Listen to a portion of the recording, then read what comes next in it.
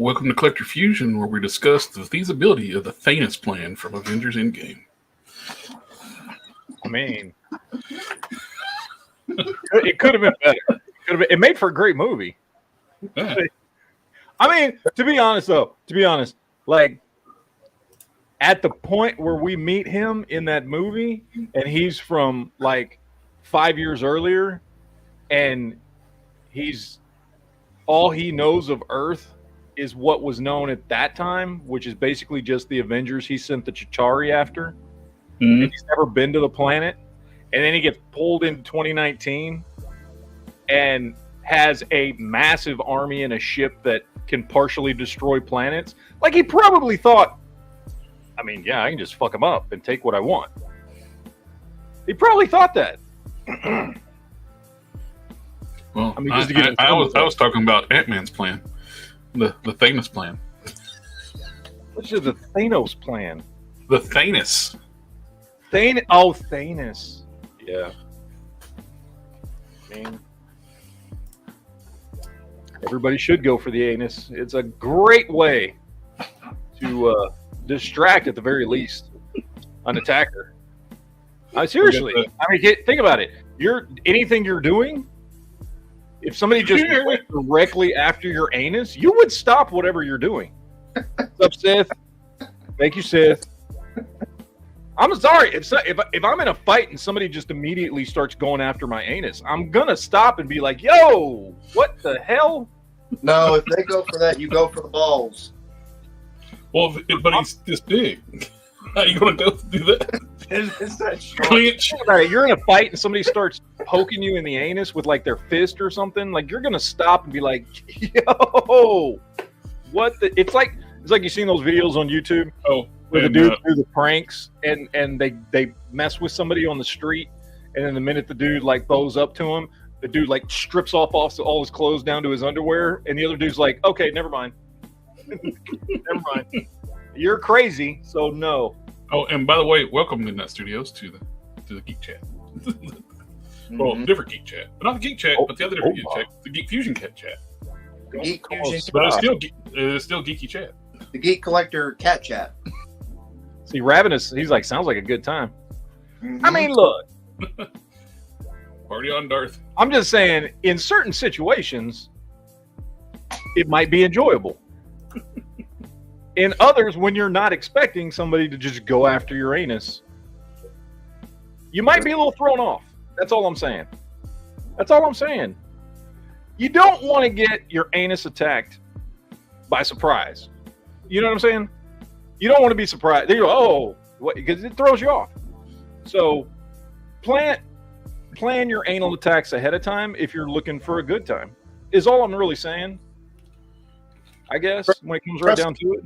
Trust us, ladies and gentlemen, we are way more professional than this. No, we're not. No, we're not. Not at all. I'm just trying to do what Matt always says, like, yeah, we're very professionals here. We're not. Doesn't matter that we've all been doing this for a really long time. Well, two of us have been doing. Well, how long have you been doing this, Jared? That's a good question. When did that start? 2020? 2020? Really? It's 4 years. I feel like we've been doing that longer than that. Well, we're two more shows, and we're a year doing the. That's true. Yeah, we've been doing this a year. We are at episode 50. You would think I would be more professional. I've been doing this since 2010, and I think I get worse every year. I think I get less professional as time goes on. It's because you're cut loose. You're more loose. So, I don't know. Well, I mean, especially when you're talking about anal attacks, you do want to be loose. Because if you tighten up too much, man, it's just you're going to cause some damage. It's going to rip, and so you want to be loose. Relax, breathe. Just breathe it. Breathe through it. It's fine. Are we missing somebody? Quinn is not here. He's busy selling every one of his biker mice from Mars to local people. He has none left. I went by there today. He's got none left. Yep. He was selling the last 3 that he had when I walked in. Yeah. My sister's here and got a new arrival here. Uh-oh. You gonna put her on cam? Is it a puppy? It's a puppy, because we were talking about this the other day. Oh, it's a puppy. Oh, little baby. Puppy. It's a puppy. Charlie. Hi, Jared's sister. Hello. Hi. I see you in the chat sometimes. Jared has told us good things about you. Don't lie to her. It's a It's a little girl. She's a boxer, a doodle mix. look at this. The other one's like, wait a minute, what's going on here? Good thing I It's a got little girl. Good thing I got my Eagle Border Collie put up. Otherwise, she'd start going crazy. My dog is in the Somebody's jealous.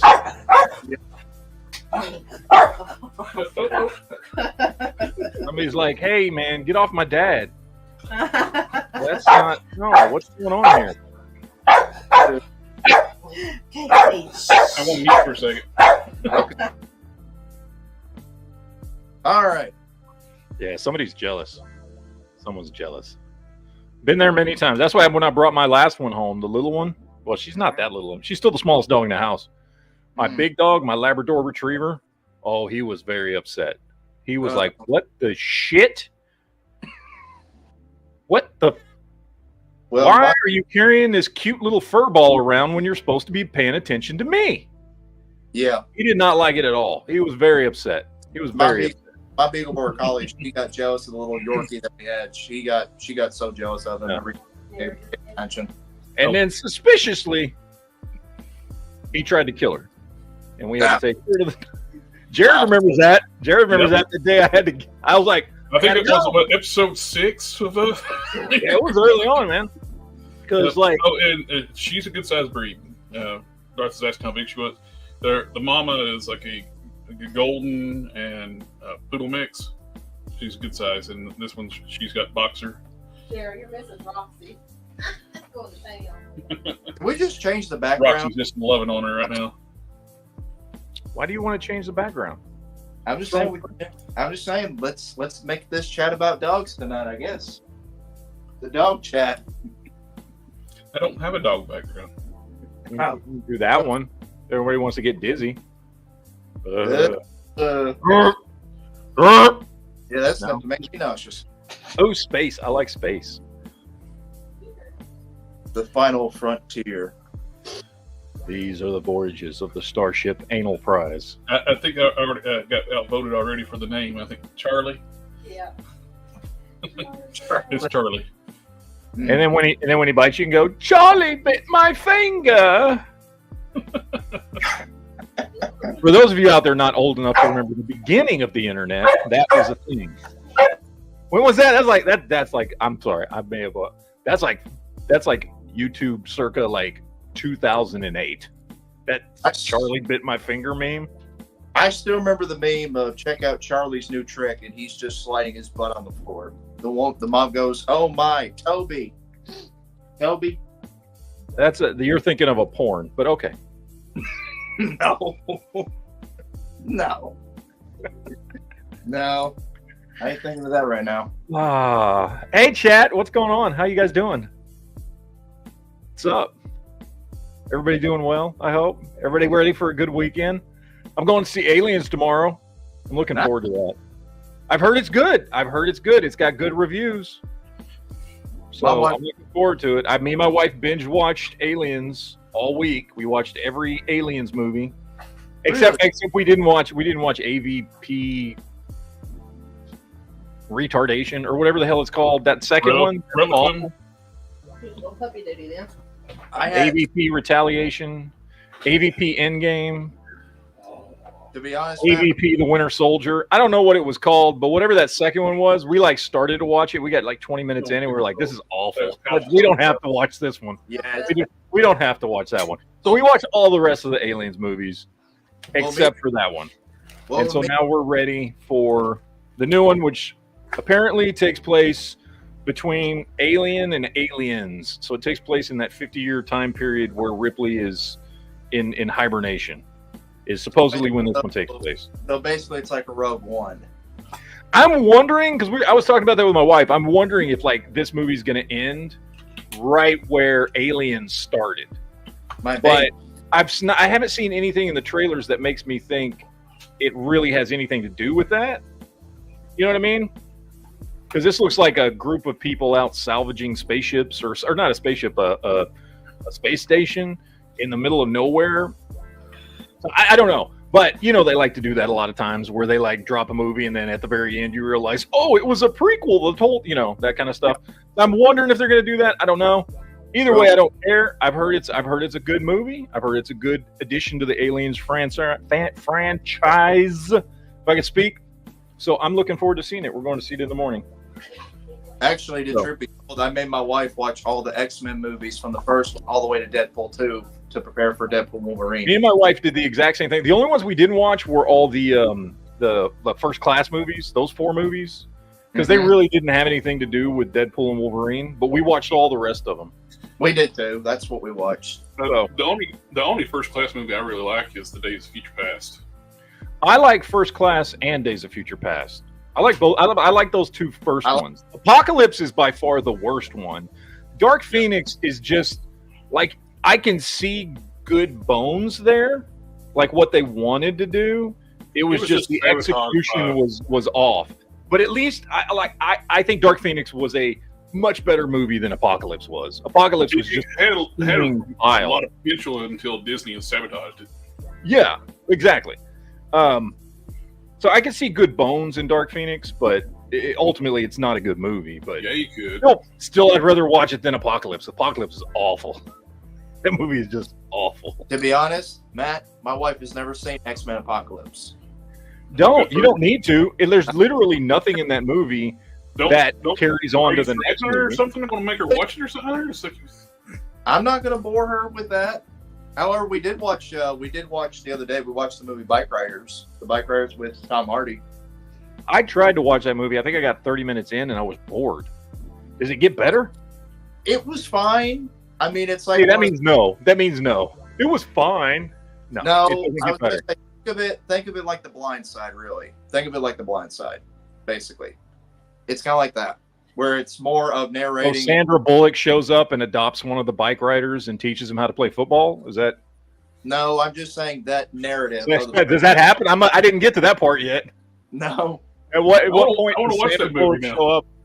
Does she adopt Tom Hardy and teach him how to play football when the rest of the school doesn't like him? No. I want to watch that movie. It follows the narrative basically The Blind Side, where it's like, oh, you have one person narrate the entire story and all that. So. Oh, okay.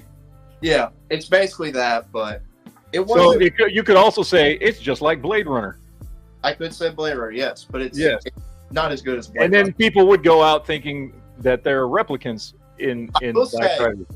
I will say the first part, the beginning of it is slow, but then when you get to the middle section to the end, it picks up. See, and that's because, like I said, I made it 30 minutes into the movie, and I was just like, I'm kind of done. Yeah, I just stopped watching. Yes, Name Withheld. That was a good cartoon. I liked it. Yeah. I was curious about when I watched it because at the point that it stops on the cartoon, I'm wondering if this is going to be a 2-parter or a 3-parter because it kind of still seemed early in the story where this started. It didn't seem like the halfway point of the story. So I'm wondering if because this was Watchmen Part 1, I had originally assumed it was going to be a 2-parter, but there's a lot that still needs to happen if that's just a 2-parter. So I don't know if they're going to stretch this out to 3 movies, but yeah, it was good. Yeah, it was very, very comic accurate. The only thing I noticed, like that was noticeable that they left out, was Rorschach was not a raging racist. But other than that, it was very comic accurate. But then, what do I know? I mean, like, I still love Zack Snyder's Watchmen movie. I'm going to say something controversial here. I like Zack Snyder's Watchmen movie take on Watchmen better than the original comic. It's good. It's a great fucking movie, dude. The only bad thing about his take on the Watchmen, the idiots at WB thought, hey, let's make the entire DC universe like the Watchmen. Yeah. And what's weird is his tone worked perfect for that story. Yeah, It worked it's a dark, beautifully for that story. I love that movie. I even with them changing the end, like I love what he did with that movie. I think it was a great taking an awesome story and updating it perfectly for a 2 hour and 45-minute movie. Yeah, I love that movie. I do too. I think it is one of I think it's one of the best comic book movies that exists. It's a great fucking movie. So, but you know, some people are like, no, the comic is fantastic. But I do agree with Darth. That's the best part about Apocalypse, where with the Quicksilver scene. The Quicksilver scene was good. Yeah, the Quicksilver scene was good. I did like that. It's one thing Fox did. They did do speedsters justice, but the only thing that's flaw in the speedster scenes, how does his Walkman keep up with him? It's a good question. That's a really good question. I don't know. But you don't think about it when you're watching the scene. You're just like, eh. Yeah, see, that's what I'm thinking too, Name. Like, I'm thinking it's going to be a 3-parter because where they end the story in the first movie, it's like there's way too much left to tell. So I'm thinking it's going to be a 3-parter, which I'm fine with. I mean, fuck yeah. It was a great movie. Have you watched it yet, Jared? I haven't watched it yet. Yeah, it was really good. I liked it a lot. They did a great job. So, Been a busy 2 week. thumbs up. Yeah. Ravenous, who's your favorite X-Men character? puppy. I want to see the puppy. My favorite X-Men character is a tie. Oh, is it a girl or a boy? Girl. Would you name it? I've had Charlie's hijacked the chat. Sorry. That little bastard. No. The dog. Oh. That's the dog's name. Charlie. Oh. Yeah. She loves little puppies. I'm done walking outside unless I gotta. You don't. If you don't love little puppies, I don't want to know you. Sorry. Favorite X-Men? I'm sorry, folks. Whenever I mention a puppy to my wife, she's like, I gotta see it. I gotta see it. Sorry. No, my favorite X-Men is a tie between Iceman and Havoc. They've always been my favorite. I like those two. Mm-hmm. Yeah, those are my 2 favorite X-Men. I mean, granted, I haven't read comics in a long time, Marvel comics in a long time, so I don't know much about where they're at now. I heard they made Iceman gay and all this other stuff, and so I don't know but growing up, Iceman, because I was a huge fan of the original team, and so when I first started reading comics was right about the time that X Factor became a thing, so it would have been around. I first started reading comics back in 83, 84. And then, but I started with a lot of Superman stuff for the first couple years. And then around 85, 86, I got really, really heavy into Marvel.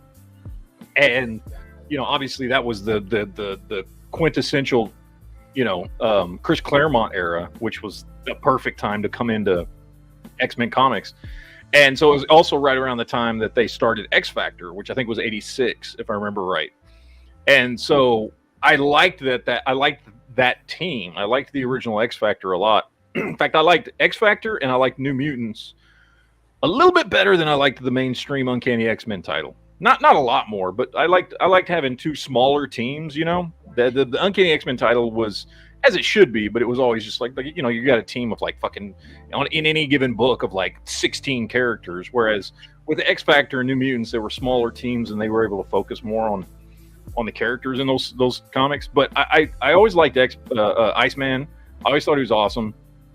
And then I'm trying to remember when I got introduced to Havoc. It would have been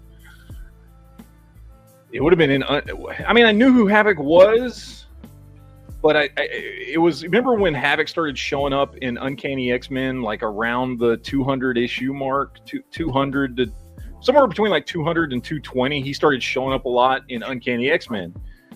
This was before they sent him over to take over X Factor, in the early 90s. I started reading more about him, and I was like, oh, he's a really cool character. He's Cyclops' little brother. I started learning more about him.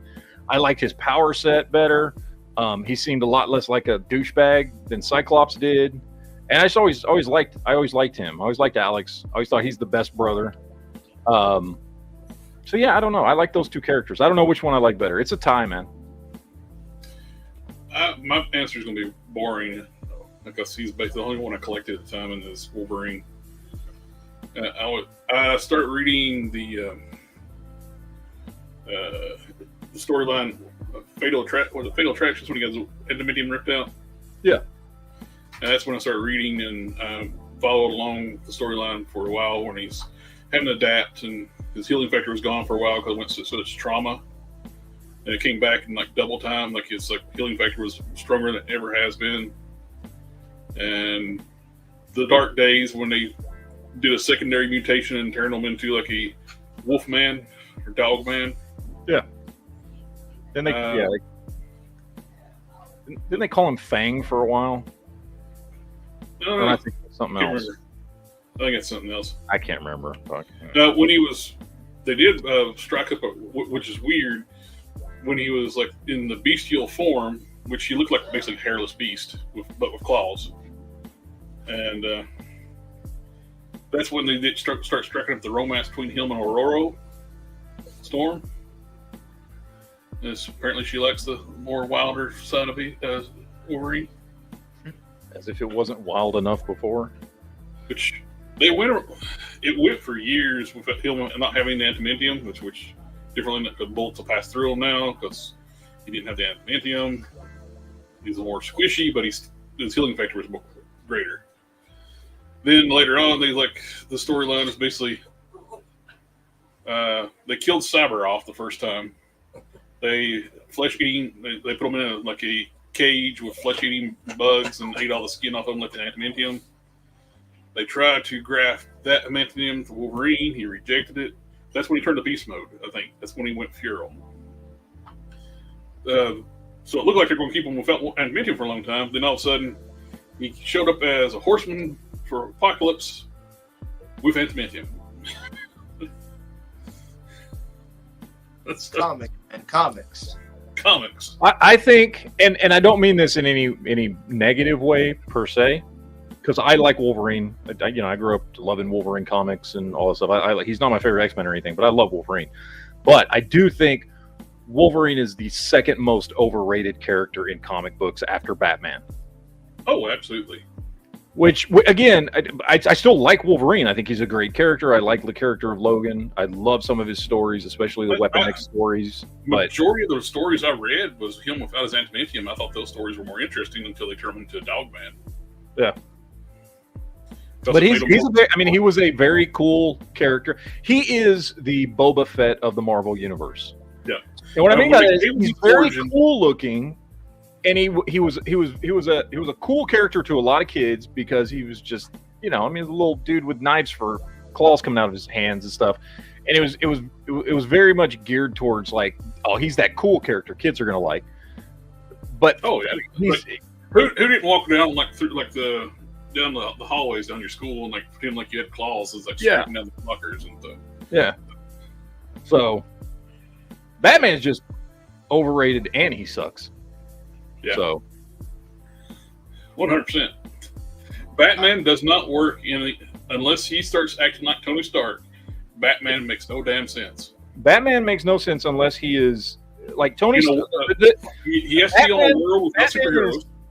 Batman is Tony Stark. Batman could be Tony Stark or Punisher, but he's the things that make those two characters great and make them good at what they do. He lacks those qualities of either one of them. The main thing that makes Batman popular, he has one of the best rogues galleries.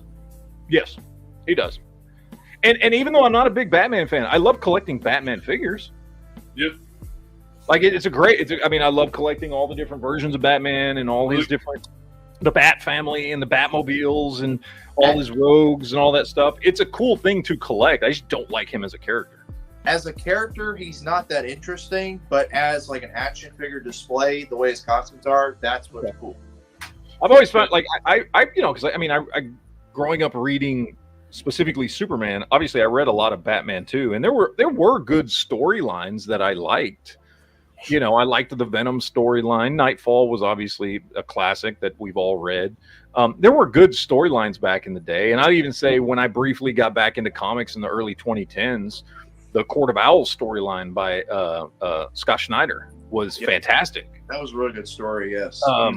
So there's been some really good Batman storylines, but in general, as a character, he's just so flawed. Batman did But really well over too. Yeah, but he's not flawed in ways that like make him more interesting. He's flawed in ways that don't make any sense for who he is. Yeah, I was gonna say my two Marvel characters are Cyclops and Iceman. Before they changed and messed up their characters. Hey, why are you stealing my idea? I'm the one that said two. Well, I thought this question was just one. Oh, I one. said I can't decide between the two.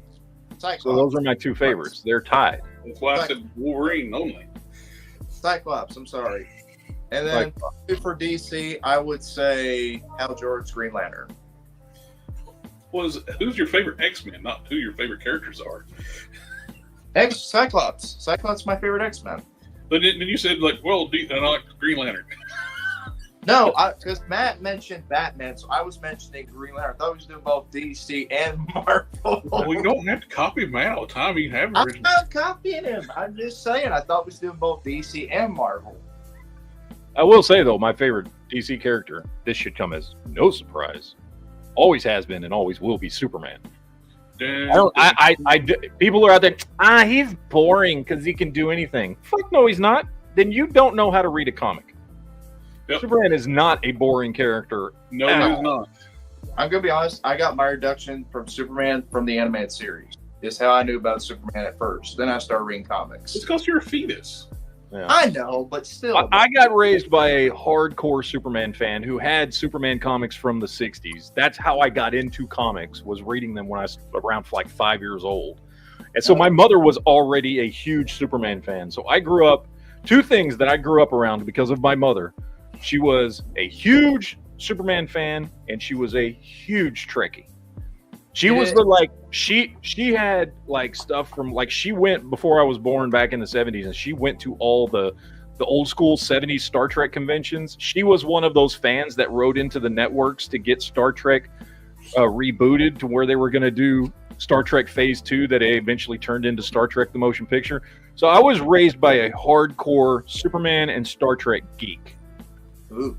So I had no chance of not being into at least those two things growing up. Mm-hmm. So, which I'm happy with. I still love Star Trek and I still love Superman. I mean, I'm not saying I like modern Trek. Modern Trek is mostly trash except for Lower Decks, but I still love going back and watching thousands of hours of Star Trek that existed before then. They're shutting down the Paramount network. Uh-huh. And who I forgot who's getting the license? Oh, we were just talking about this a couple weeks ago. It's up for. Yeah, we were talking about that. We were talking about it, and the main contender to get the license. I don't remember who it was, but I remember when I heard they were the ones that were probably going to get it. I was like, okay, I'm okay with that. But now I don't remember who it was. I just remember. Yeah, we were talking about that. I think I brought it up. Yeah, and you said who was like the main contender to get it. And I don't remember, but I just remember thinking that's got to be way better than fucking Paramount and CBS owning it right now. Paramount literally kept renewing Discovery for spite because the ratings were not there. The show was shit. Yeah. They just renewed the show for spite just to piss off fans because that show has broke so much canon in Star Trek. It's not even funny. It's a show that arguably, my opinion, and not everybody may agree with this, that's fine. It's a show, in my opinion, that had only one good season, and that was season 2. And that was only because they brought in Spock and Pike and them, who I thought all of them did really good jobs playing those characters. The show itself and the cast of characters that were originally brought onto the show all pretty much sucked across the board, with one exception, and that's, what's his face? I like... The bad guy from season 1? No. The what's his name? The alien first officer, played by I'm blanking on everybody's names right now. Saru. His name's Saru on the show. Oh, yeah. And he's played by that famous dude that always plays the dude. Anytime you see a tall, skinny dude inside an alien costume, it's him. Yep. Anyway, he was actually because I did watch the show. He was the only good character on the show. He was the only character that somebody seemed to put time and effort into writing him as a character. He was the only one that when stupid shit would happen on the show, that they would write in lines of him being like, "Hey, this is stupid shit. You know that, right?" Like stuff like that. And he had a good backstory for his character. He had a good story arc for his character. No one else on the show did over 5 seasons. They all sucked from beginning to end. Saru, for some reason, I don't know who. I don't know if he had his own writer. Thank you, Philip. Doug Jones. Thank you. There you go. For some reason, his character was good. His character was great. I really, really enjoyed whenever his character was on screen or there was an episode that focused on his character. It was always actually entertaining and good, well written. I don't know why that they just one character, but they did for some reason.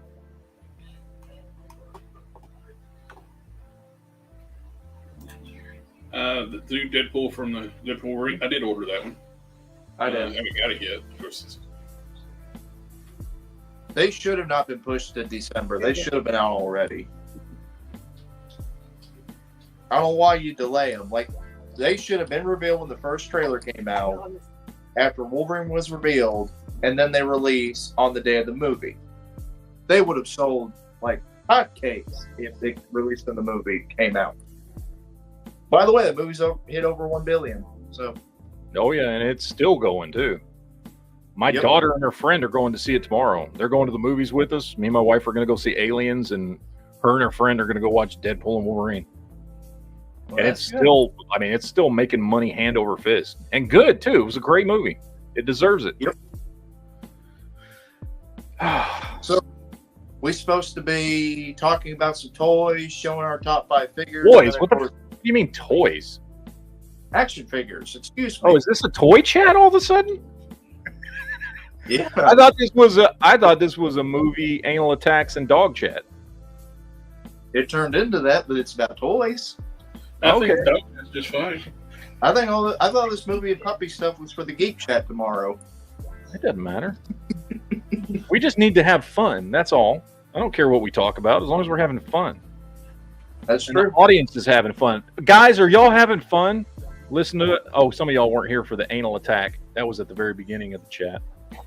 You have to go Outside back. of the anal attack, which you missed, sorry for that, by the way. It was fantastic. But you guys are having fun, right? That's all that matters. Everybody's having fun. We can talk about whatever you guys want to talk about. Doesn't matter. Talk about how great of a character Superman is, how overrated Batman is, favorite X-Men characters. I don't care. Yep. Doesn't matter. Let's just have some fun. It's Friday night, man. Let's enjoy our conversations. Absolutely. Shall we? Yep. Anyway. Yeah, I'll be honest. I did briefly look at toy news. I saw nothing I was interested in at all. And I get it because, we just had the summer months, especially in July, packed with toy news. And so we're kind of on the downside of that. You know what I mean? So there's not a lot going on anyway. And what is going on, to be honest, I'm not really interested in at all. Like, they're not really, like, everything that the most interesting things have been in toy news right now are things that it's like, this just went up for pre-order, but it's the thing we heard about a month ago, So there's not really anything new in toy news this week, except I don't know about Transformers news. I leave that to Jared. I don't look at Transformers news, but as far as just action figure stuff, Marvel Legends, G.I. Joe, Valaverse, whatever. I guess the biggest news is that Monster Force is finally shipping, which is awesome. Hopefully now that it's starting to ship, they'll start showing up in stock at like Big Bad Toy Store and places. So that's cool.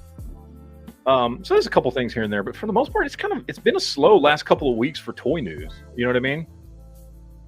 Well, it's like you said, they blew their load over at San Diego Comic-Con. Yeah, so. and which is fine. They do that every year. We're used to that. It's not a big deal. Yeah. But We did Yeah, have a pre-order drop today with the Strange and Wong. yeah.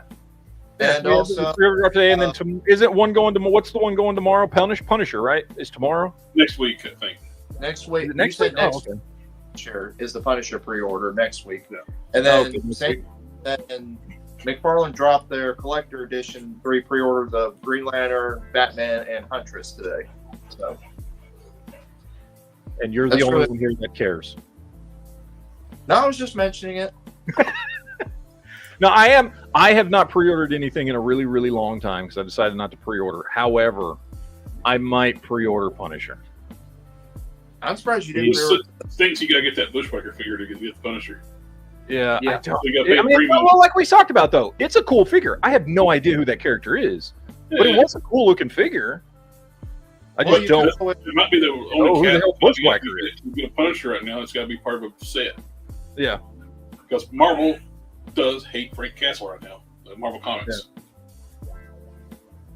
We can always wait and buy him loose, the Punisher figure loose. Like sometimes I'll do that. Well, ain't nobody gonna be selling him loose unless it's for $100. Probably. You can get plenty of Bushwhackers. Oh yeah. I feel like JB. I feel like you need a good bushwhacking. Just saying. I Your don't know wife about would that. appreciate it. Give it a little bushwhack once in a while. Look, My wife. all I'm saying.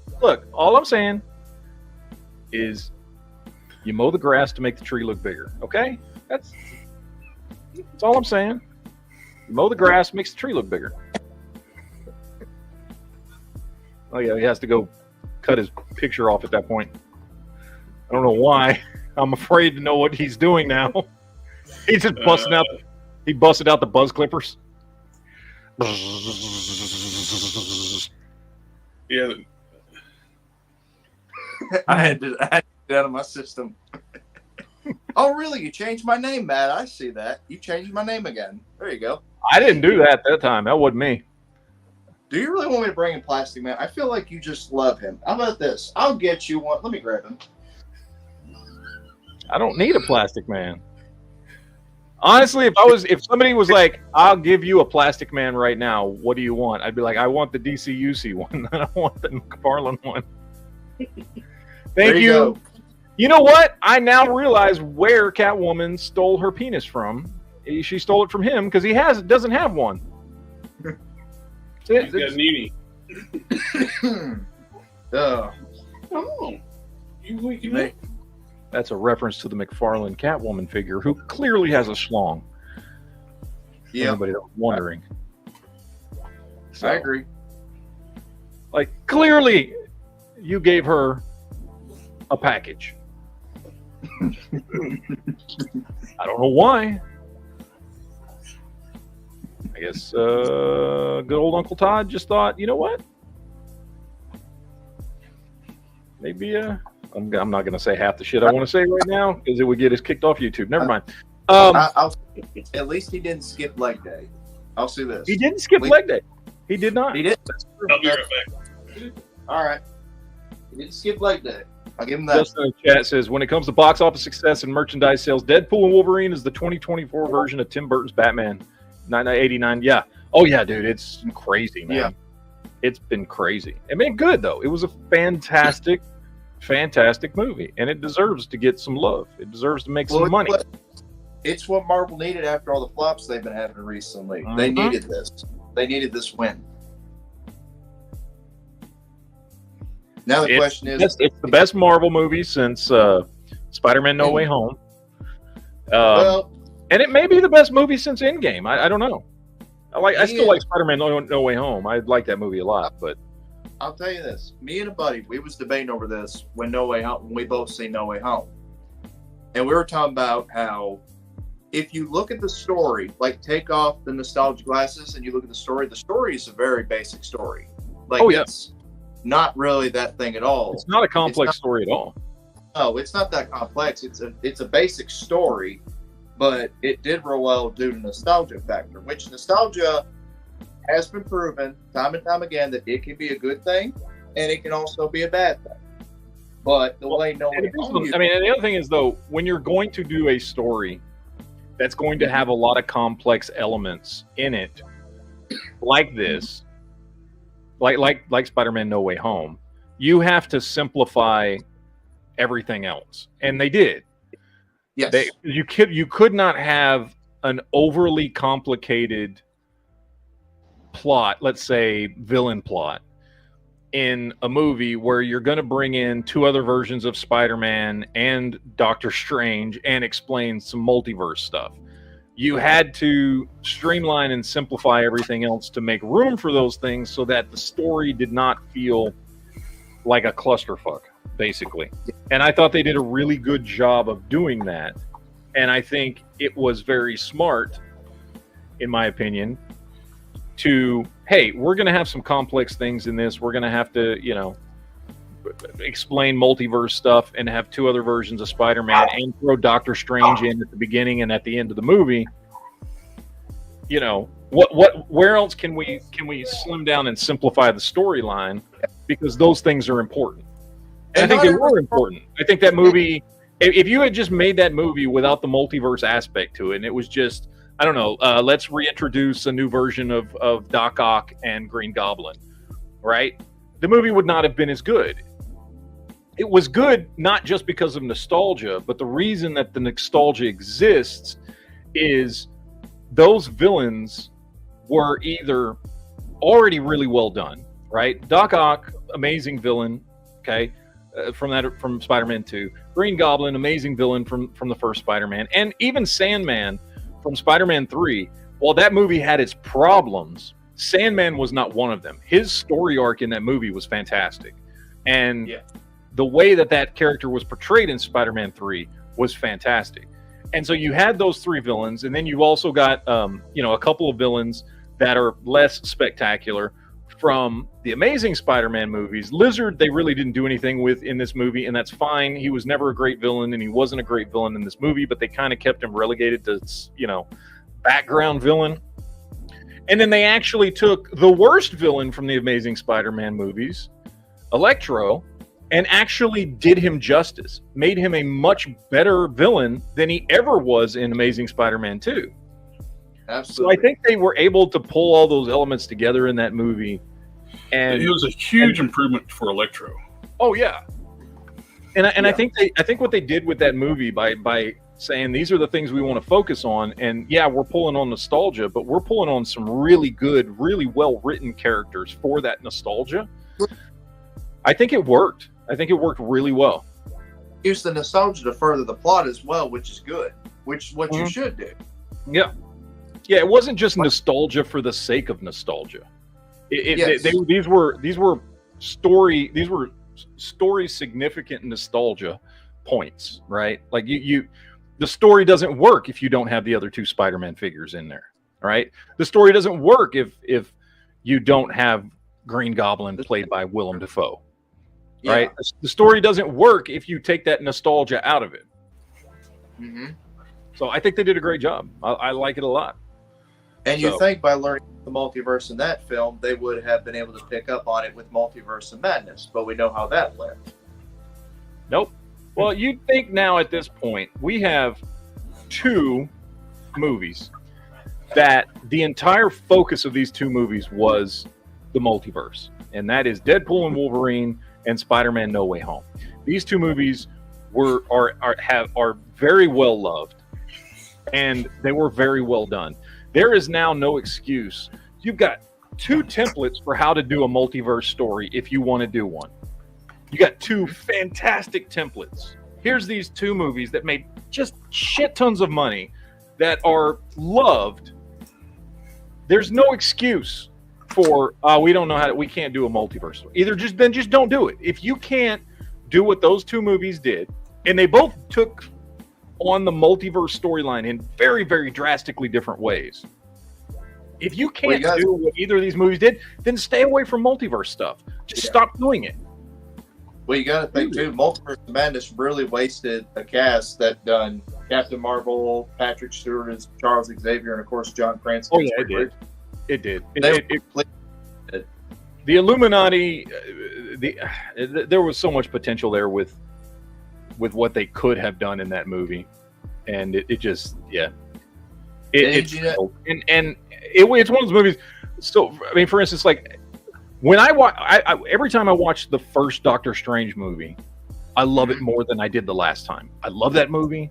It's a movie that I liked from the very beginning, and every time I watch it, I like it more. Yep. Multiverse of Madness is the exact opposite. Every time I watch it, I like it less. Like, I liked it okay when it first came out. And I was like, okay, well, it wasn't nearly as good as the first movie, but whatever. Okay, whatever. You know, I love Sam Raimi, for instance. Huge fan of Sam Raimi and his style. And I'm like, okay, well, it wasn't good as the first one, but you know, whatever. It was still an entertaining movie, and it was an entertaining movie, I guess. But every time I've watched it since then, every time I watch it, I like it less and less and less. His style just doesn't work for Marvel movies. At least not this type of Marvel movies like Doctor Strange. It just didn't work for him. Well, I think what they were expecting was another Spider-Man, because he did a fantastic job with Spider-Man. Yeah, his style worked great for Spider-Man. Well, the problem is you've got executives of Marvel and you've got Disney telling him, okay, this is the direction we want to go. This is how we want the movie done. So you've got to think how much control did Sam Raimi actually have when they were doing Doctor Strange Multiverse of Madness? Because we've seen what he can do when he has total control over a movie. Look at Spider-Man 1. Look at the Spider-Man trilogy. Look at Spider-Man 1, 2. Look at Evil Dead. Excuse me. Look at those films, how well those did, because he had direction and he was the director who had control. And we've seen how bad a movie can be with Spider-Man 3 when a company gets involved and takes control of everything when they interfere with Sam Raimi's direction. Yep. So I think he could have made. I think Doctor Strange Multiverse of Madness could have been great, but the two problems was you had Marvel and Disney telling Sam Raimi, making him certain restrictions, and then two, he would not. I don't think he really knew how to do with the multiverse. So I think Doctor Strange 2 would have been a much better movie with Sam Raimi had they just let him off the leash. A Doctor Strange movie that had nothing to do with the multiverse. It was because the multiverse stuff was in play that they maintained such strict control over what the story had to be, because they were building this whole multiverse saga. And I do think, however, that Sam Raimi, had he not been restrained by that multiverse stuff, I do think he was a great option for a Doctor Strange story.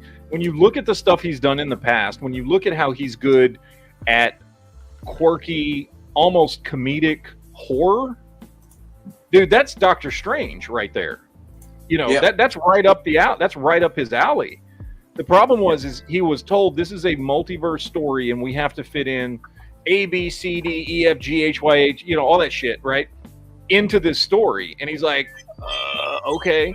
If it had just been a story about, which is what it should have been, Baron Mordo coming back, you know, because he basically had turned into a villain at the end of the first movie. And that's what I wanted to see. Doctor Strange versus Baron Mordo, and Baron Mordo's got some plan to, I don't know, do something to reset the universe back to the way it's supposed to be, because we know he's a fucking, you know, a purist when it comes to this stuff. And he doesn't like that Doctor Strange tampers with things and all this kind of stuff, right? Make it a simple movie. Just simple. Those two are the main, you know, protagonist and antagonist, and make it a simple movie between those two. It would have worked much better. That's what I want to see. They set the first movie ended setting up that story. Yeah. Yep. And we got no payoff. Yeah. Mm-hmm. I was going to say, I could see Sam Raimi do like, if he did a Doctor Strange movie, I would like to see like the What If episode of Doctor Strange. Like, What If episode of Doctor Strange was phenomenal. Yes. Like that one, the whole What If series, season 1 and 2, they've been fine. I was entertained by them, but there was nothing really that like blew me away except for that episode. That episode was fantastic. Like the tone, the way the characters and everything was wrote and stuff. Yeah. Could have been what Multiverse of Madness was, and if it was directed by Sam Raimi that way, it would have been great. Yeah, that was a better story than Multiverse of Madness was. Yes. And Name asks, has anyone seen the Doctor Strange anime movie? I have, and it's actually for free on YouTube. You can watch it for free. I've got it on DVD, but I have not watched it in over 10 years. Because I think this is a movie. This movie came out back in either the late 2000s or early 2010s. I haven't watched it in a really, really long time, and I've got it on DVD, but I don't remember much. It was just a retelling of his origin, wasn't it? It was retelling of his origin, but it was different. Like, it took different takes. Like, it's sort of, there's actually a video out that compares the anime movie to the live action movie and says what the anime movie does better than the live action one. I mean, when Iron Man came out, remember, there was a big boom for Marvel to start pushing out some animated series, and they did the Iron Man one, which was they did the Doctor Strange one, and they did a few of them. Then they did those Ultimate Avengers ones, and they were pumping out some animated stuff there in the late 2000s after Iron Man came out, and the early 2010s. And I have all of those on DVD. I bought all of them. But I haven't watched any of them in so freaking long. I don't really know much about them, to be honest. They're all in a box in my garage right now. Like, I don't know. I maybe I need to pull them out and watch them again or something. You should. They are. I went back and recently watched them, and I'd say the weakest one is Invincible Iron Man. I remember not liking that one. I specifically remember not liking it. I don't remember why I didn't like it, but I remember not liking it. That's the weakest one. Like what we were talking about earlier before, they're like, Name of Hell's like, totally agree on this. Superman's a great character, but a lot of people can't write good stories for him because a lot of modern writers don't know what heroes are. Yeah. They're just mainly doing it for a paycheck, basically. But yeah, the Marvel movies, I went back and watched them. They want to be edgy too and deconstruct the superhero. Yeah. But no, the Marvel anime movies are great. It's just I recently watched them. You know, I've watched a few of them with my wife and stuff. She likes them, which is good because remember, she was sheltered her whole life, never grew up with comic books. So, and I like watching them. Child abuse right there, but okay. Yeah. Invincible Iron Man weakest. The fighting Baron Mordo would have made a much better would have been a great final battle in the movie. Let him get the Dark Hole. To go back to the Superman thing, the thing that and again, I don't read modern comics, so you know, you guys might know more about this than I do. But the thing about Superman, and I think the thing that whether you go back to the George Perez era or the John Byrne era, or you know, even further back than that, and even especially in the comics that I was reading from the '60s when I first started reading comics, which was all the like, you know, Adventures of Superman and Superman's pal Jimmy Olsen and Superman's girlfriend Lois Lane. You know, these were all comics that they had that I grew up reading. One thing that I noticed and that stayed as kind of the backbone of Superman comics all the way up until when I stopped reading. And when I stopped reading comics was probably like 94, 95-ish. The backbone to Superman was always, and honestly, it's so simple. He's a well-raised Kansas boy who wants to do good things and knows he can do anything he wants and has the power to do anything he wants, but he holds back for the greater good. It's not difficult if you just write a Superman story with that being your guideline. Here's a person that was raised right. Here's a person whose parents were the perfect people in the world to raise a child like this, and they raised him right. And he spends his entire life trying to do the best he can for as many people as he can. When he has the power, if he wanted to take over the world, to take over entire galaxies, he's so powerful. And he doesn't because of how he was raised, and because he was raised with good morals. Something that's more alien to the current writers than an alien from outer space. Yeah, they don't understand that concept of people can be raised to have good morals like that. Yep.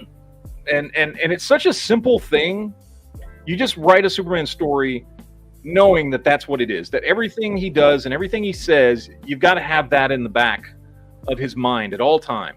This is a really, really good person who could be the worst villain in the universe if he wanted to. Mm-hmm. But because of how he was raised, he's not. He's a genuinely good, strong, moral character that spends all of his life holding back constantly throughout his entire life, holding back in everything, you know, from everything from how he deals with villains to just when he gives his mother a hug. He has to constantly hold back because he's so powerful, and he does it because he's got good morals and he genuinely loves human beings, and he loves the earth, and he loves people, and he loves society. He considers him a farm boy from Kansas. Yeah. And if you just write stories with that understanding, which, like you said, I don't think people today understand. These comic book writers don't understand. They don't want to understand that about the character. If you just write it from that perspective, you can write good Superman stories. They think when you grew up in small town Kansas, you're a racist bigot. Yeah, exactly. And it's just, and when you're talking about a character, by the way, people are running around, look at how bigoted and racist and all this shit America is, and it's worse today than it was 100 years ago, which is retarded, stupid shit. And they try to echo this crap in these comics, and it's like, you're talking, and then they will shit on a character like Superman, a character who was written by two Jewish immigrants to portray the morals that they wanted to see in a hero. And to watch that character develop over the course of 80 years before these shitheads got a hold of him and turned him into whatever the hell he is today, and just wrote the character from that perspective. Here's just a good dude. Here's what happens when you just raise somebody right.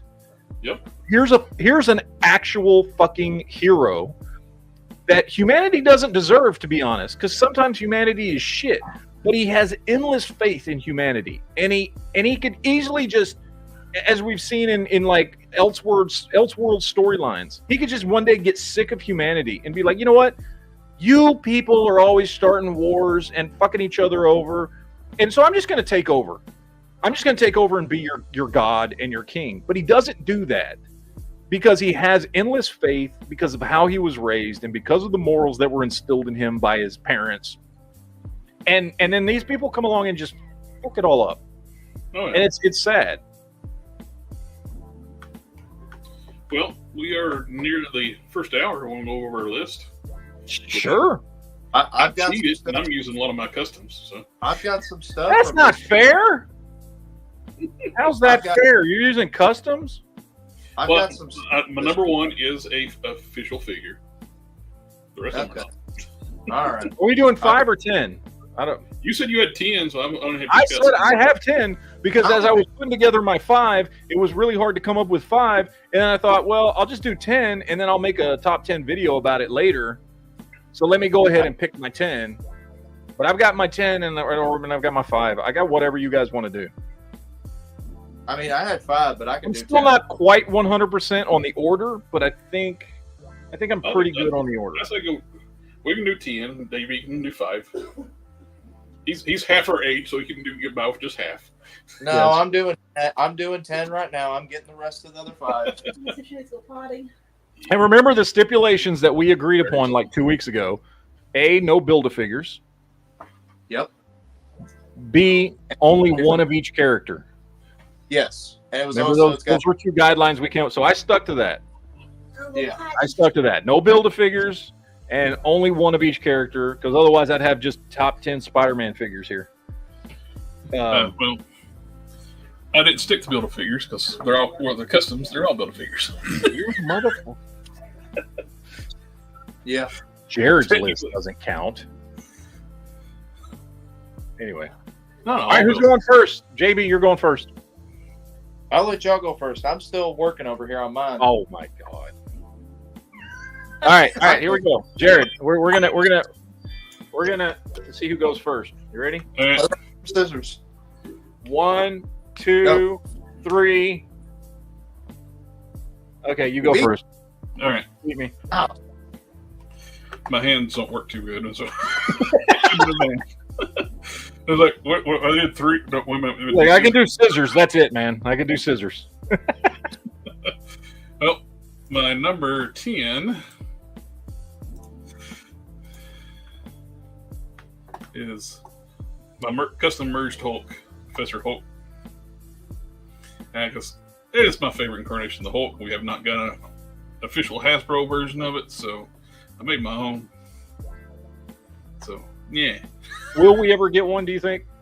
I don't know. If they do, I have fears if they do, they're going to make it too small. Because the merged Hulk is one of the biggest incarnations of the Hulk, because he's in the Savage Hulk body, but he stands upright. That's the way they explained it. It's like he's got that Savage Hulk body. It's just instead of being hunched over, he stands upright like a normal human being. Yeah. And they'll probably make them too small and give him stupid bunny slippers. That one issue, he wore bunny slippers. Everybody's like, they need to make him with bunny slippers. It's like, no. He wore it for one book. And I was on a trading card. And I think that's what he did all the time. And my number 9, not technically Marvel Legends, but it's a Marvel Legends figure. Big Tits McGee. Yep. Power Girl, this is built off the Moonstone body and with custom printed torso. Hang on. And love how this one turned out. And, I think Jared forgot this is Marvel, not DC. hey, you said Marvel Legends. This is still a Marvel Legends figure. Yeah, but this is DC, not Marvel. You said Marvel Legends. This is a Okay. Marvel Legends Okay. figure. All right. Is that Sue Storm's face? That is actually yeah. the DC Direct head for Power Girl. Oh, okay. All right, sorry. Go ahead. Build a figure. It's Abomination. Love how this turned out. Just gorgeous. The sculpt on this thing is just so nice. You got the texture. Once you bring out some paint and texture it, swap out the head with the comic book head. This is something Hasbro could easily do as a deluxe figure, and people would buy it in a heartbeat because it works as comic book Abomination just by changing the head and changing the paint job up. It's like, come on. You do deluxe figures all the time. Do this. And my number 7. Fuck you. What's your number 7? It's fuck you. My Conan on a Hercules body. Oh. And I love how this thing turned out, though. It was so cool, too. Like, the skin tones from that Legendary Comic Book Heroes one, it's so close. Didn't have to worry about repainting it. It's just a overall look. I don't need to buy a Conan. I have a good Conan. Number 6, Primeval, with the awesome light up head that Custom Cannon made and the chest piece. I used my chrome powder and chromed out the emblem. It's just gnarly looking. I still got to play around with that chrome powder. I haven't even cracked it open yet. I keep meaning to do something with it. Just when you do, just wear something over your nose or something, because it is so fine. You can just, while you're rubbing it on there, you'll breathe it in. Yeah. I did that with not without a mask, and I said, I blew my nose. It's like, oh, better use a mask next time. And we got number 5, one of my characters on a Marvel Legends body. You got Lore. Well, that's one of my favorite fiddle figures right now. And number 4, is another one of my original characters, and this could have been my top one because I love this figure, how it turned out, the way it looks. That's your second best custom I've ever seen. I'm still waiting for this to be an official action figure and add it to my collection.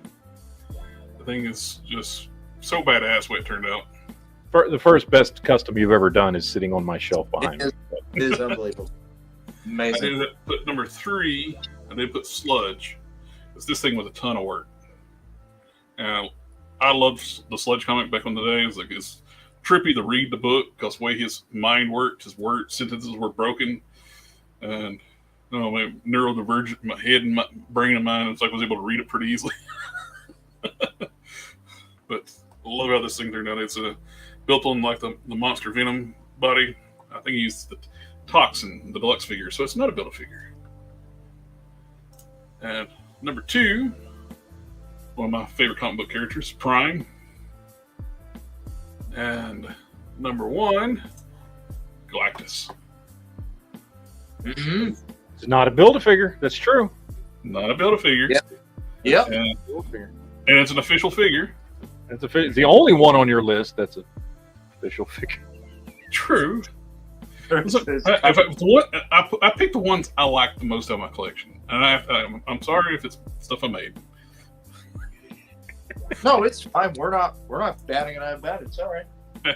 No, it's not all right. Yes, it is. It's okay. I don't have a problem with it. All right, are you ready, JB? Here, we'll play. We'll do rock paper scissors, Matt. To be fair. All right, let's see if we can time this on a live stream. Yeah. 1, 2, 3. We're lesbians. Let's try that again. 1, 2, 3. Aha! Yeah, you go first. Okay. Wait, I thought loser goes first. I'm kidding. All I right. thought this was what we were playing for who goes next. Okay. You won. Well, number 10 is an underrated figure, and he came out this year. The Tombstone figure from the retro card. I know he doesn't have a lot of articulation in the head, but he's just a perfect comic adaptation of Tombstone, and he is one of my favorites. It's a beautifully sculpted figure. Yes. It's just a weird decision to decide not to give him no neck articulation. Yeah. Kind of like Todd McFarlane does with some of his Batman figures. So, anyway. So, this one I did a review of. It's a reuse. The Doctor Doom for the Cabal 3-pack. Love this guy. Love it. I especially like the soft goods cape. It just works. And I like the soft goods cape too because he's not so back heavy. So he really works. Number 8 is Blade figure. I like this one. It's a really good interpretation of Blade. I do wish he came with an alternate, not yelling head sculpt. And the one glaring issue, a lot of people, including myself, is the cape does hinder his arm movement where he can't bring his arms down. You might want to look at a little bit. Getting a soft goods. I've seen some people put sleeveless soft goods capes on it, which helps a lot. Yeah. And yeah. Yes, Argyle, it is all weird. Right, number 7. My image viewer is older than JB. Yep. Number 7 is one that actually was probably one of my best reviews on my channel. That is the No Way Home Deluxe Green Goblin figure. I know it's MCU live action. I know how much. Doesn't matter. It's still Marvel Legends. Yeah, I know. I know, though. This is probably the perfect. See, I'm not giving you a hard time over that, JB. Like, oh, it's DC, but it's Marvel Legends. That's the MCU. It's Marvel Legends. Yeah. Yeah. But this right here is probably the perfect likeness to Willem Dafoe. It looks great. The only thing I wish he came with was a boot swivel. Yep, and he has same set of hands. Is the only 2 things he was missing. But that's number 7. Number 6. I think I'm on 6. Is my favorite character. We were talking about it. Cyclops. The VHS Conan O'Brien one. Yes, yeah, this is Conan O'Brien. I like how they did this Cyclops because they sculpted his parts on here, so you're not having none of his leg pieces, anything dangling. They're all sculpted in, which I like. And I like the cell shading. This one's done a lot better than the past ones they did. So the only thing I wish he came with was an alternate head with the beam for his visor. Let's see. Number 5 is one Matt's old enough to know that. Consider their best ones, and that is Captain America the 20th. I don't have the 80th. I don't have that one. This 20th, though, was number 3 when it came out on my top 10 list of 2022.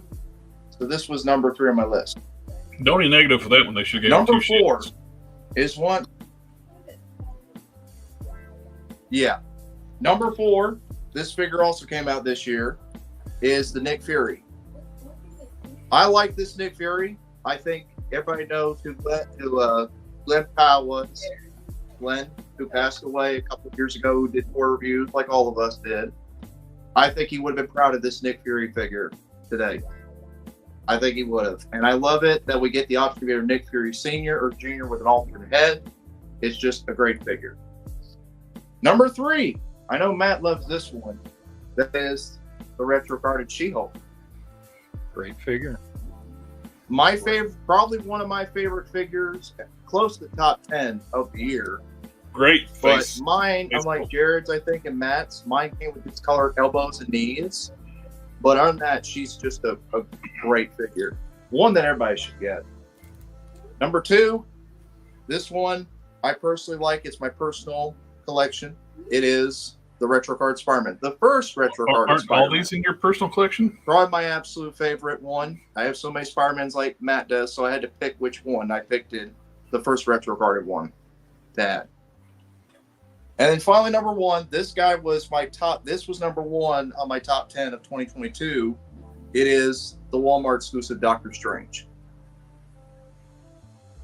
This one is my absolute favorite Marvel Legend out of my entire list, even though he does have the rubber cape, but it is really sculpted and very nicely painted. So I took one of mine and made the cape. That's my removable, top 10. The magnet in the chest. So Sculpted over it. I'm curious about Matt's now.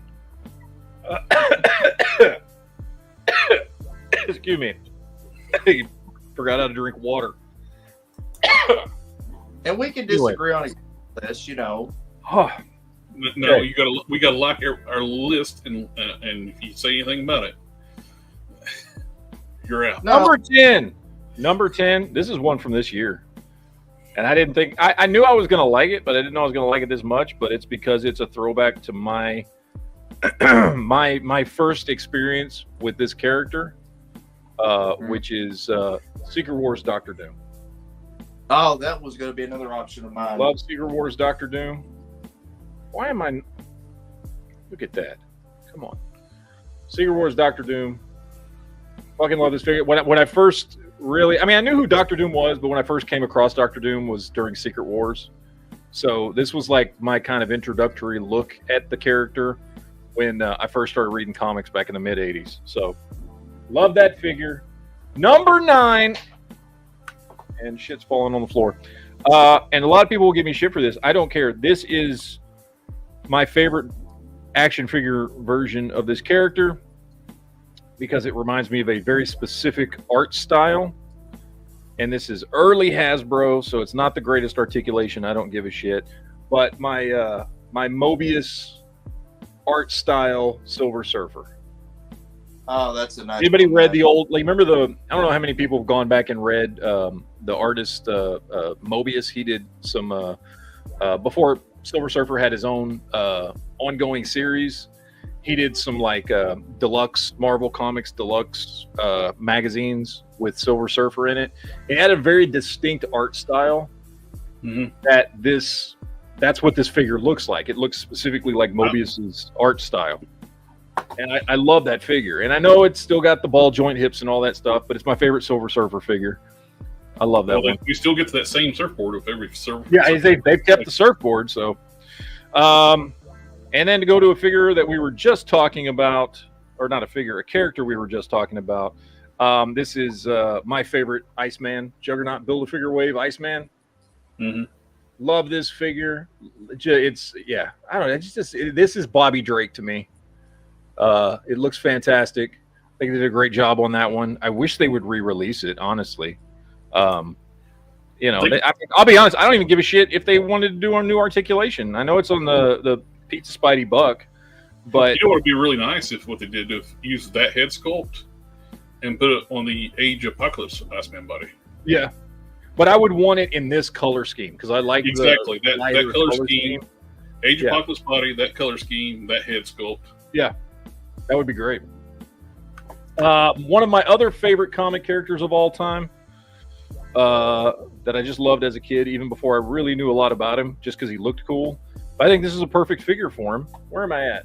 10, 9, 8. This is number 7.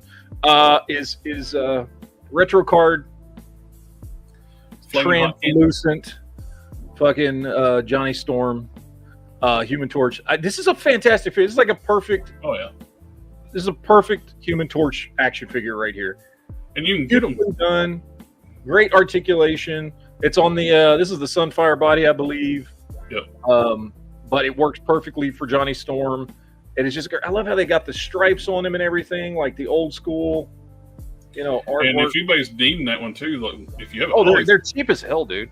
Yeah, they're at Ollie's all the time. Oh, I got a couple of them. What's really cool to do with that one too, if you have a extra Sunfire or just Sunfire in general, do an arm swap with that with Sunfire. Oh yeah, it looks badass with Sunfire. Yeah. Okay, number 6 is my out. It's not my. Did you notice JB left while you're doing your list? Fuck JB. Because I could only pick one of each character. My number 6 is I don't know what it is about this thing. It is.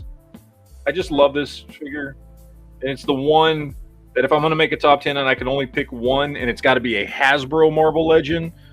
This is the Spider-Man I'm going to put in the group. I love this version. I was a huge Spider-Man fan, and I remember this storyline. I remember that cover where it's him and Deathlock on the cover, back to back. Like this was a golden age of Spider-Man for me in the early 90s. I thought they did a fantastic job with this figure. It's the figure that like always pops on my shelf. Like there's just something, I don't know. It's nostalgia for me.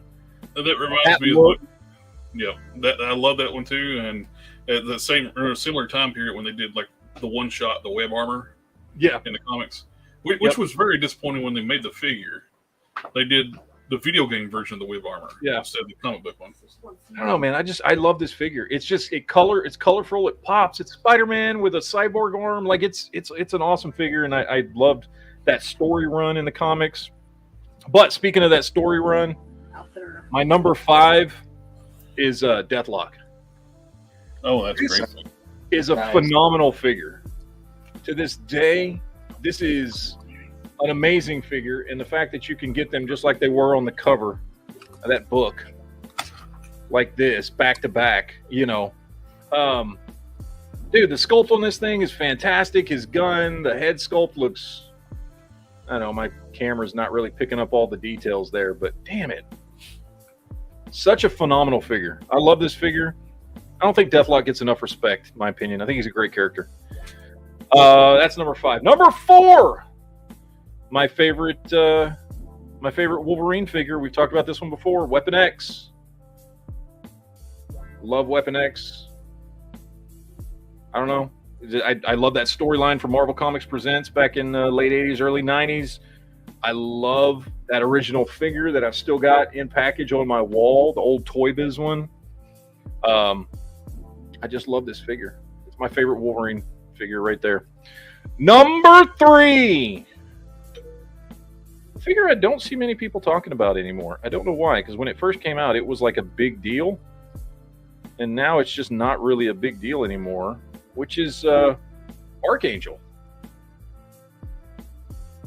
Love this thing. Amazing figure. On that porch. Like a perfect Archangel figure. The wings are sculpted beautifully. I love the deluxe one. It's got the shiny wings. Yeah. This is the deluxe, and it this is the one that came with the. I had to buy this at GameStop. I don't remember how much the damn thing cost, but love this figure. It's one of my favorite figures, obviously, and I think they did a fantastic. I like him without his. I like him without his mask on, personally. Personal preference there. Number 2, numero dos. The second best Marvel Legends Captain America, because I don't have the first one. So same one as JB had, which is the 20th anniversary. I wish I had the 80th. I don't know why I haven't picked it up yet. I think it's because the price shot up on it so quick that I just never spent the money to get him. And I didn't pick him up right off the bat, and I should have. But in lieu of the 80th, 20th anniversary is the best one. And number 1, what has in 2 weeks become my absolute hands down favorite Marvel Legends figure of all time, fucking Death's Head. That's right. Best motherfucking Marvel Legend of all time right here. This thing is fantastic. It's great. It's the best action figure Hasbro has ever produced. And if you don't think so, everybody can suck it. This thing's awesome. No. This thing is awesome. The only reason it's not on my list, I don't have it yet. I don't got mine yet. Still waiting for mine. Love that. I love that figure, dude. Like, my card got charged for it on Pulse. I could not. I mean, like, I knew I was going to like it because I've been waiting for a Death's Head figure since I got into Marvel Legends. And so I knew I was going to like it, but I did not know I was going to love it that much. Like, every aspect of it, I think they knocked it out of the park with this. It's one of the best figures, my personal favorite figure that I've ever seen them make in the Marvel Legends line. Did you buy an extra? Damn great job with it. Did you get you an extra? No, I didn't. I was going to, but I never did. What were you talking about, like Archangel?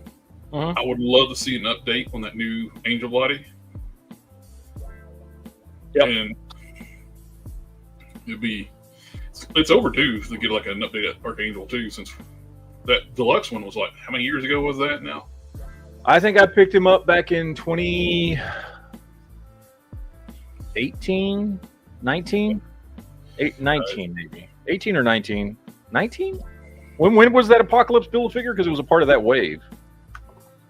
Well, you have the single release, then you have the deluxe release. The one you had there's the deluxe. Yeah, it's the one that. Yeah, it was the one that came in the big package that you could only get at GameStop. Yeah, you got the claw for Apocalypse. Yeah, he's got the Apocalypse claw. So he technically came out after that wave came out, but he was technically part of that wave. Yeah. But yeah, I've got the claw here around here somewhere. I don't know where it's at, but yeah, I want to say 2019. I want to say 2019 is when it came out. So it's at least 5 years old at this point. So, and it's on the bucket cap. It's time to get us a new one. Yeah. But I love it, dude. I love it's like just a really great representation of Warren. I had a fantastic job with release. I mean, everything, even with the way they've got the wings attached, don't look big and gaudy, and the wings are done beautifully, and with the articulation and the hinging they've got on the wings, and you've got the rotation on the wings as well. Like, they did a really, really good job with him. The only thing I did with mine, I put those wings on the darker blue one with the metallic purple, and I put the horseman head on that body with the duller wings. Okay. So we can have it with my Apocalypse figure. So anybody pick up some stuff this week? I ain't picked up nothing this week. Oh, Argyle was asking, that Iceman is bad to get gummy, like really like loose limbs? Is yours good? Mine's fine. So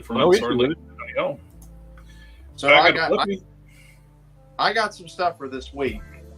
So I'll get them out. I'll get them out of the way real quick because I know Jared's probably got a slideshow he wants to show us. No. So he told us earlier he hadn't gotten anything this week other than what he ordered, and he's still waiting for it to show up. Do you not pay attention to the chats?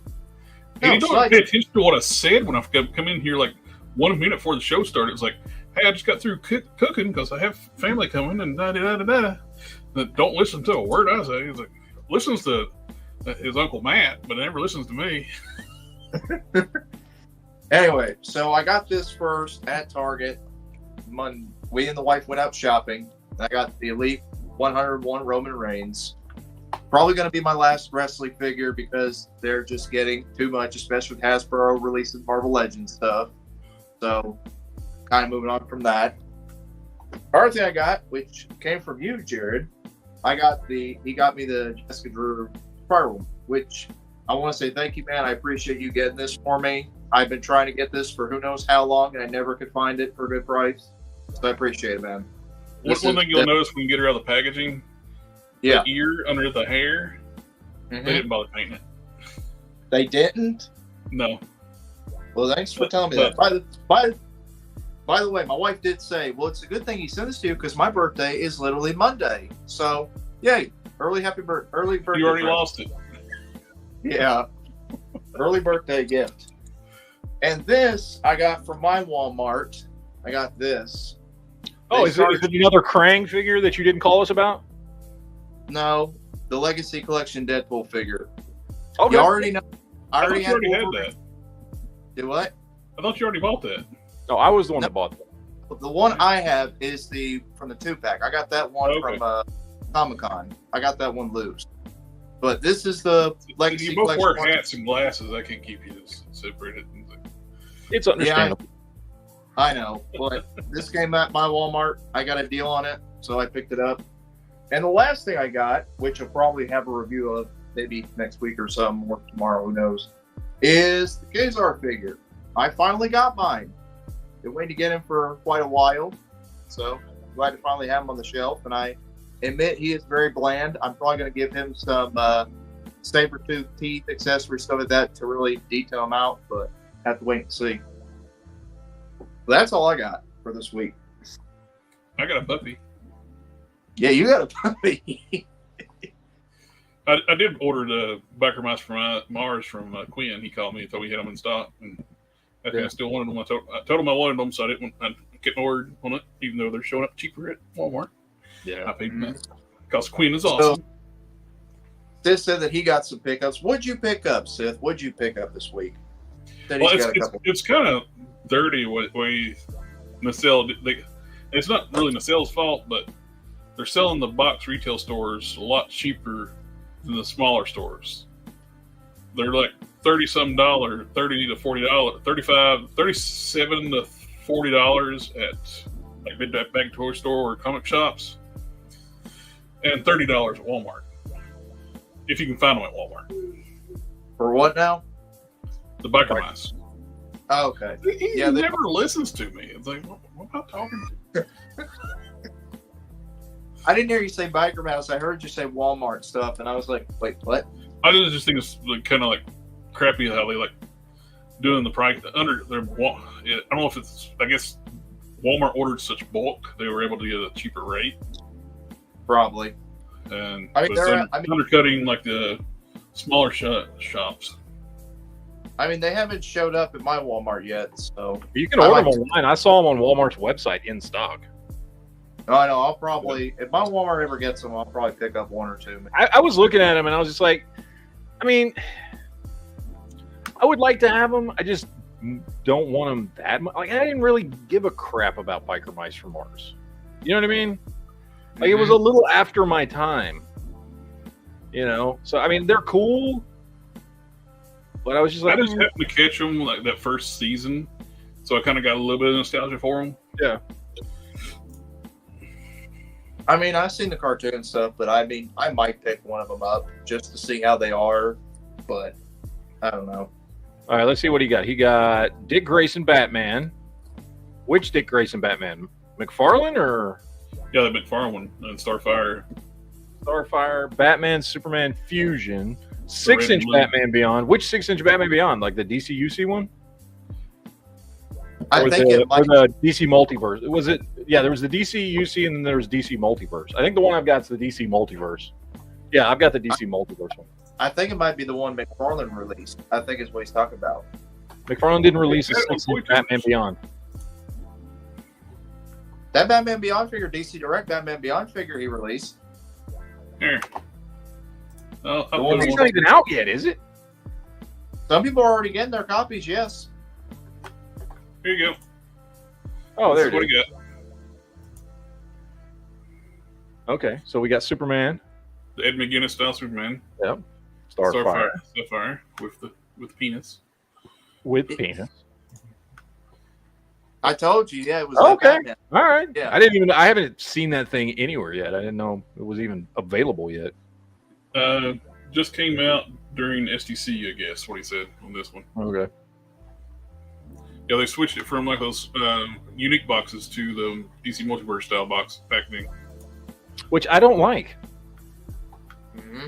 I like the other boxes they were in, but whatever. Yeah. So, can someone explain why Superman Batman fuse or how it happens?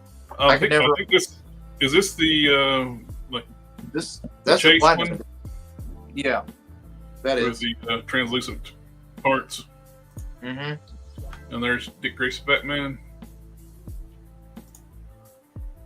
And Deadpool. Deadpool.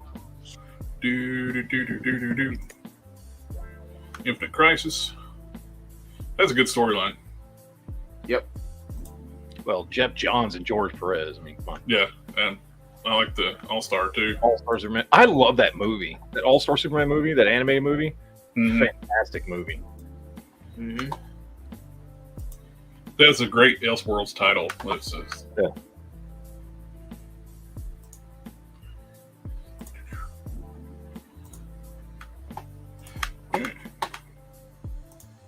Here we go. We got the tab here. I will have to say, somebody's a Dragon Ball fan and doing the photos. That's Destructo Disc with Krillin. It's a good Destructo picture. Disc. Yeah, it's a good picture. The moment I saw that product shot, I'm like, that's Krillin. Yep. Anybody order this set? I don't pre-order anymore. I did. I pre-ordered. Got to get the little puppy. Got to get the doggies. Is it? I want in my head canon. That's Flash from the Dukes of Hazzard. Oh, that's a good idea. That's pretty neat. But I went ahead and pre-ordered it because Now, it would have been better if Doctor Strange's cape was soft goods or wired, yes, but I get why they made it. well, Hasbro just don't do soft goods. Yeah, but I mean, it would have favored if it was soft goods or wired. It would have, but I see It is why. a nicer sculpt than the previous cape, though. I will say that. I It looks agree. lighter too. It's I just like the way it doesn't. falls over the shoulders better too Yeah. than the previous Yeah. one. It The just other one doesn't just have. stuck up so high. Well, they lifted it up on Lucky this Cap. one. Well, they lift up on this one so he can have more range of motion movement. Like, that's the one issue about this cape is he will be somewhat limited in his shoulder, especially on the right side compared to this one. But it's a lot better aesthetically pleasing looking Doctor Strange compared to the Walmart one. It's just Mm-hmm. this one was always my favorite. But what's Wong? But I pre-ordered the set because everybody's got to have a Wong figure. Everybody's got to. I don't know. Wong's eyes don't look quite right. Yeah, I'm looking at the close-up They of the look pictures. a little too round. That's not racist for me to say. Wong is supposed to be Asian, by the way. Okay. Just thought of, you could probably use that Wong head if you want to make a custom Lex Luthor. He look. I mean, his eyes don't look right for somebody who's supposed to be Asian. Maybe zoom in his eyes, maybe if you can, Jared. Did they whitewash Wong? I don't know. Did they triple W him? You're going to have to zoom in a lot better, Jared. That's as far as it goes. Oh, okay. I didn't know. It's like plus. That's it. Oh, okay. Go yell at toy art. No, wait, I can zoom in right here on my screen. Yeah, his eyes are round. That's right. Yeah, They it looks. whitewashed Wong. Yeah, he's very sort of pale white. I can see it. Yeah, he's Yeah, very they're- pale white. They have a hard time doing Asian faces. They do. They're either like they don't look Asian, or they look bored, Or they look too Asian, and then they get Yeah. shit for that. I'm seeing people pre-ordering this for Wong and the dog, but I can see Yeah. people are going to be selling Doctor Strange loose by himself. We got these new multiverse figures. We got another reissue of the Dark Knight Returns. The multi-pack, well, the one figure multi-pack type thing with the multiple heads. This is what McFarlane should have been doing all along when he does, instead of, oh, we're going to release this figure, and oh, you can buy the Platinum Edition. It's a different character, a different head or something. It's like he was doing that crap. And how about you just released a figure with a bunch of heads, and people buy a bunch of that one figure? It only comes with 2 heads, and then the Platinum comes with 2 different heads. So, Oh, so he's still doing it. yeah. So he's still dick. Mm-hmm. Who's a bigger dick, McFarlane or Bobby Valla? Well, seeing how McFarlane is still making tons of money, so he can't be the bigger dick because Probably does that make him a bigger dick? I don't know. What the fuck? I heard he was talking shit a while back about Gridiron Studios. Yeah, he was shitting on the What the hell Gridiron did he Studios. say? I mean, he's not. He was talking about them being, they're 3D printed crap, and they overcharge for it. Well, think of this too, though. At least he's not like Bobby Valla, where he's constantly bickering and moaning. That's who we're talking about is Bobby Valla. Yeah. That's who we're talking about. Yeah. Oh, you're talking about Daddy McFarlane. No, we're talking about Bobby Valla. Yeah, Oh, I heard because I heard like recently that I don't know the guy's name, but the guy who runs Gridiron Studios was asked something about Valaverse and whether or not he was going to be making stuff for what's the fucking vehicle they just came out with at Valaverse? Vanguard. And he was like, no, we aren't making anything for that. And basically said something along the lines of, we don't support Valaverse. No. Or he didn't say something like, he said, we don't support Valaverse. And then I started hearing people talking about it, like, oh yeah, Bobby Valla trashed him on like a video or a live chat or something. Oh, I saw it. It's like, okay, what? And just shut up, dude. Apparently, that video when he was having, he talking about he couldn't buy Exo Squad. He started trashing the sale. I didn't watch the video. Yep.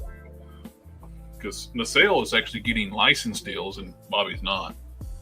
It's because you go on and rant and rave about people. Shut up and stop being a dick. That would actually like, know your place, dude. You make knockoff G.I. Joes. People like them. They're decent. I've got a few of them. There's nothing wrong with them. They're not my go-to because they're characters I don't know or give a crap about, but they're decent figures. I like them. Just shut up and take it, dude. Be graceful. Stop being so fucking bitter, dude. Like, he acts like a bitter little fucking 12-year-old girl that can't help but open her fucking mouth because I didn't get what I want. So I'm going to shit on everybody else. Like, shut up, you fucking child. I would what say the hell? I will say one of the things I would love to see Bobby do, which I think he should have done, is do like what Mattel is doing with their Origins and stuff figures, where they include a mini comic, so you know the story. At this point, I don't want Bobby to fucking do anything. I'm getting tired of him. I don't want to buy any more of his crap. He's got his own comic book line. You got to subscribe to it, but I don't want to buy his stuff anymore because of him. But exactly? It's like, but I do get what you're saying though. The mini comics is a good ideal, and if you were doing, he should have done that from the get-go. Have like a little mini comic.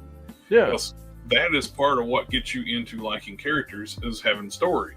I didn't want to go buy his comics, but if he included like a little mini comic in the figures, I would have probably flipped through them and was like, oh, that sounds like a cool character. Maybe I would have bought his comics. Yeah. I mean, that's really, it's kind of like with people who don't know who He-Man is. Those mini comics do tell you somewhat about those characters. So if you don't know who they are, I love the backstory, how those mini comics came to be. Those guys marketing He-Man were just such bullshitters to selling to like the retailers back in the day. It's like, it's like, kids need like some kind of story to like these characters. Oh, we're going to do mini comics with the figures. Yeah. I mean, another retailer's talking about like, is this really the toys do better if you have a cartoon line? Oh, we're actually doing a cartoon line now too, which they had no cartoon line.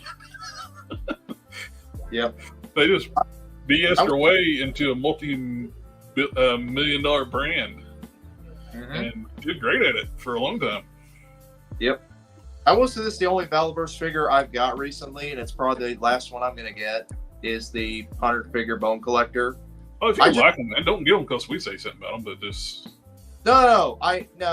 it's just I'm keep on getting more Marvel Legends, more G.I. Joes, so that's why I'm not having Valaverse was a niche time window when on the reason he got popular, that the G.I. Joe Hasbro team was not putting out many Joes. They were putting out a ton of Cobra figures. Well, he launched it before even G.I. Joe Classified started. He was trying to get it launched. It ended up not coming out. He ended up being late because his first Kickstarter failed. But he was launching it because he knew people wanted G.I. Joe. So he started to make a G.I. Joe line, which he couldn't get G.I. Joe line, so he got Action Force, which which is weird. He bought the Action Force brand and didn't make it themed whatsoever to be Action Force. But anyway, he just made it his own IP, basically. Yeah, he just, and which I don't know why he just didn't trademark Action Force and be done with it.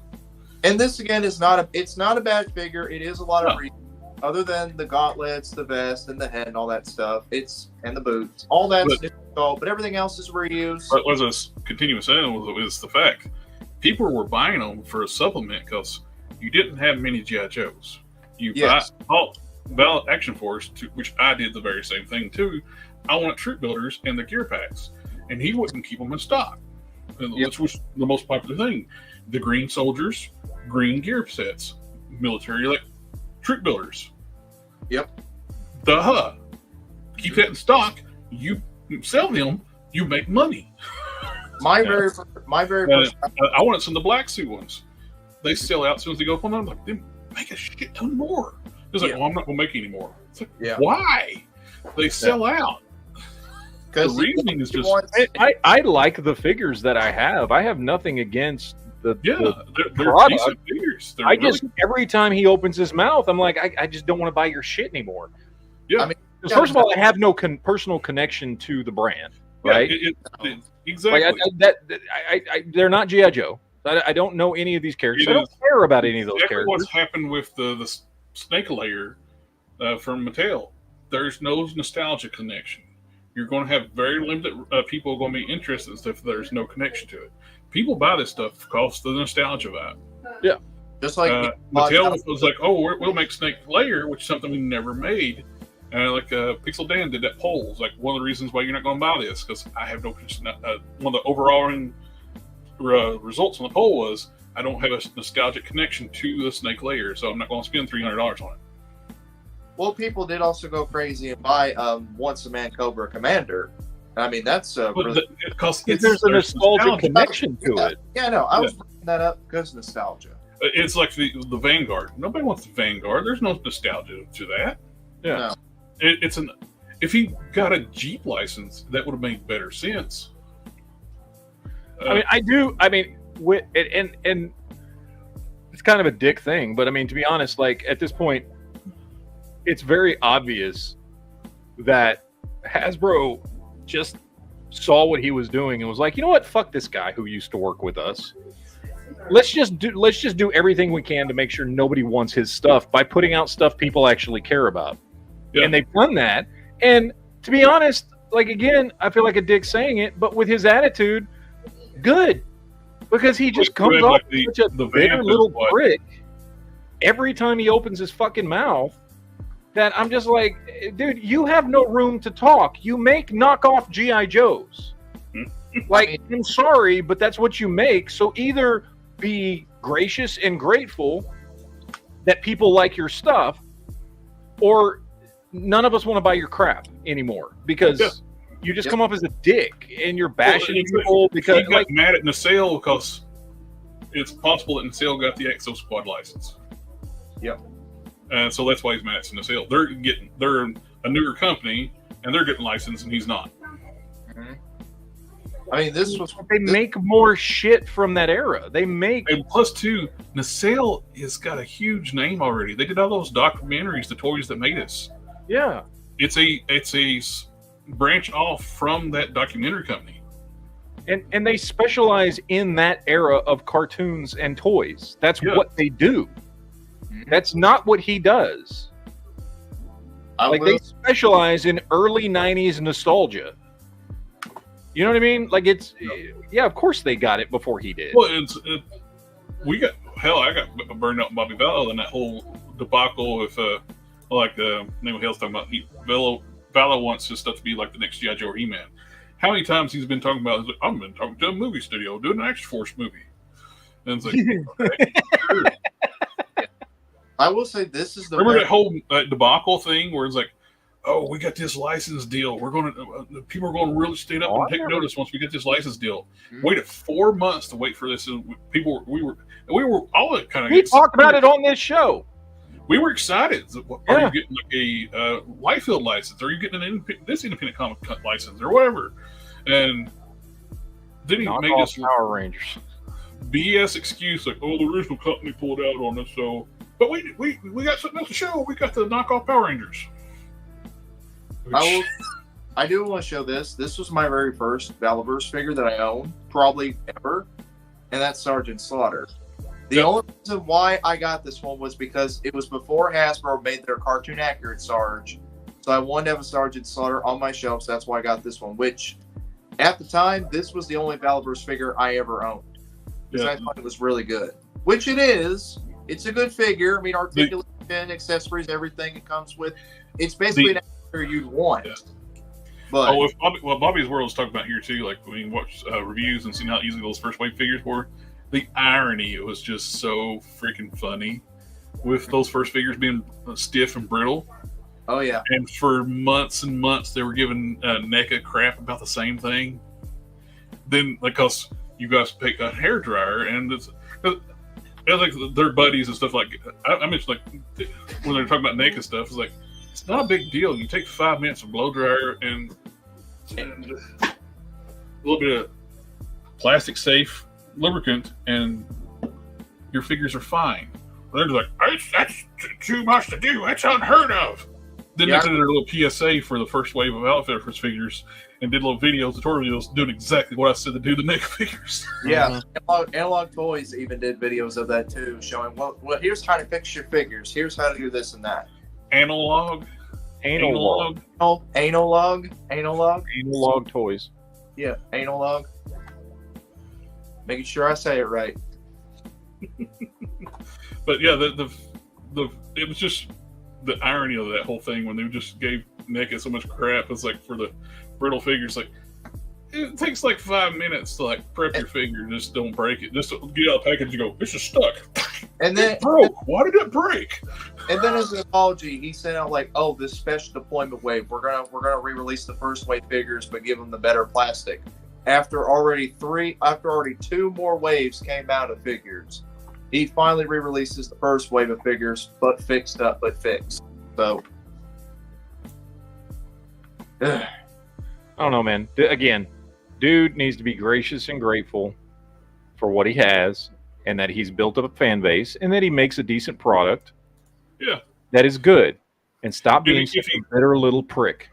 He needs to shut up. Stop being a bitter prick, because he's just pushing people away from his brand, and there's nothing holding them to his brand. Okay, he has no IP recognition. People have no nostalgia for his shit. So shut up, dude. If you don't stop talking shit and doing that stuff, he's getting a bad reputation. You're not going to get a license deal. It's like these other companies that's like sitting there making stuff without permission, then turn around and go behind and it's like go to the same company that you were making illegal figures of and try to get a license deal. It ain't going to happen. Yeah. Well, the companies that make non-licensed toys like Superman and stuff we see, at least they show they care about what they're making. And there are some of those ones that's like a more prominent one that's done the same thing and then trying to turn around and go to the license holder and get a license deal. Yeah. And then make statements like, well, if you don't, we'll release it at a different name anyway. Yeah. So, it don't help your case. Yeah. I agree, like we've been talking about for months. Bobby Ballas should have released it like Matt's been saying, he should be grateful, but also if he would have not done generic soldiers, then it did like from the Cybernetic stuff he's doing now from the beginning, I think his line would have done better. Yeah, he's got to the maximum saturation point that Action Force is going to get. He needs to get another license. He needs to, and that's why this Monster Force and all these lines coming out are going to smoke him, especially now Hasbro with G.I. Joe. They're doing a better gimmick, a better thing. They're doing monsters as soldiers, like zombies and vampires, of course, as army soldiers. And you're doing like the classic Universal Mummy, the vampire, Dracula, the Frankenstein. You're doing classic monsters themes and zombies, and you're doing soldiers to hunt them. You're doing zombie soldiers, which I did pre-order Dracula. And I'm looking. I can't wait to get that. I did as well. So I'm getting the Hasbro one from the Midnight Suns wave. Yep, that's And what I got. I'm also getting that one too. It's a different look.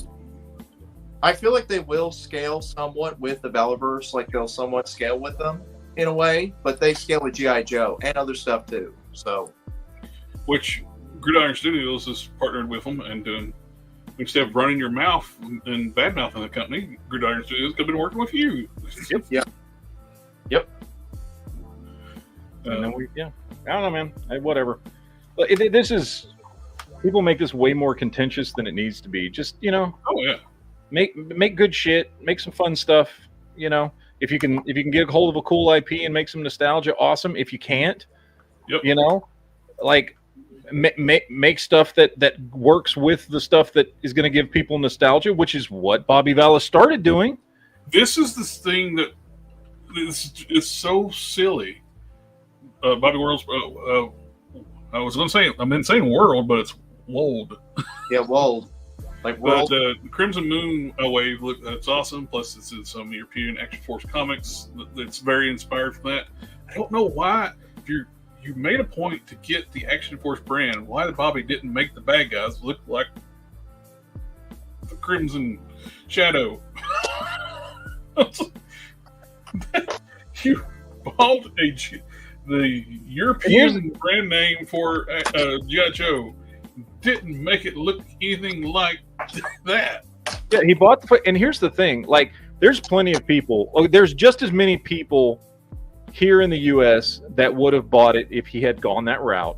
But then there is exponentially more people than currently buy his stuff in the UK and in Europe that would totally have nostalgia for those characters and those figures. You would target the same market here in the U.S., maybe a few extras, but overseas, UK, Australia, and markets, and they actually got the Crimson Shadows figures. Those would have been the people buying that for all the nostalgia, which they're going to buy the Fresh Monkey Fiction stuff like crazy because it is that. So I don't know why you didn't do this. I don't know. It's like he just wanted to make his own versions of. He just bought Action Force so he could make his own versions of G.I. Joe, but no, dude, that's G.I. Joe. Like G.I. Joe's making the stuff we want. Yeah, like that's what they're doing. I don't want your knockoff versions. Either make something that goes with G.I. Joe, or make something wholly new that's actually cool and unique, and not just knockoff versions of G.I. Joe. Like, I don't know, man. Whatever. He's just. Yeah. It's him. It's just him at this point. It's just him. It's not his product. It's just him as a human being. Oh yeah. The Yellow Park's going to do some more figures. They're going to do some Transformers 1 figures, which I got those smaller ones are great. Quinn got some of the Blokies, a competitive line to Yellow Park. And he said those things were great too. Like they flew off the shelf. They were very reminiscent of Action Masters. I like these, where you got your original first appearance, and you got figures, and you got your upgraded forms later on.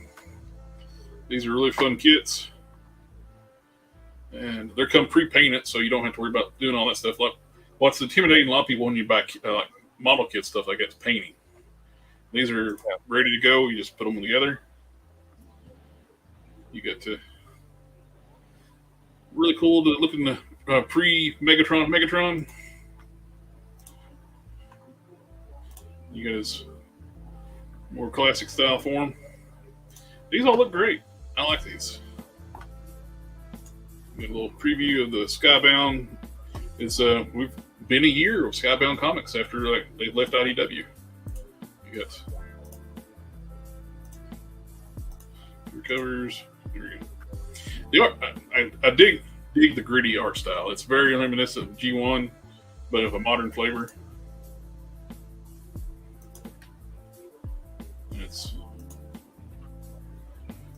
I like it. It's been a fun read.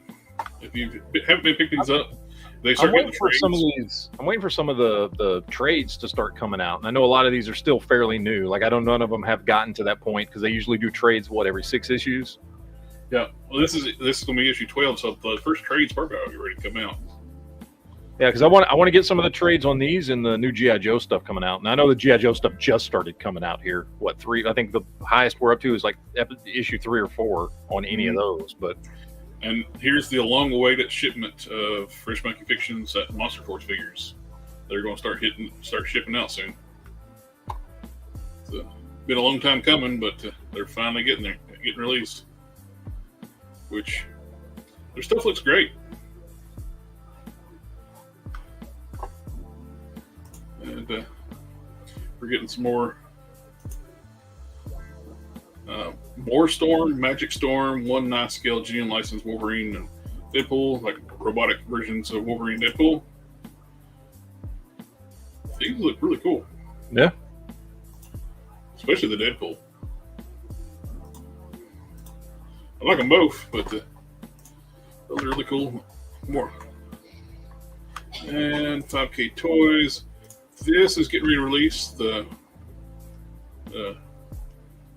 Carter Slade light up Ghost Rider, which you made one recently.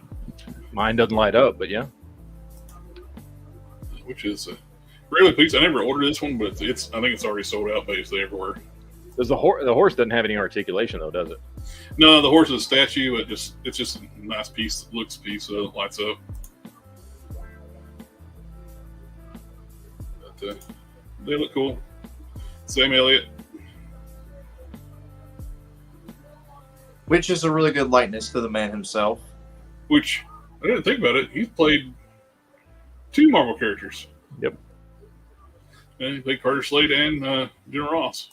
It would have been nice if they did bring him back to play General Ross in the new Captain America. It seemed like it would have made a better sense than Harrison Ford, because Harrison Ford just made no sense, because Sam Elliott still looks good.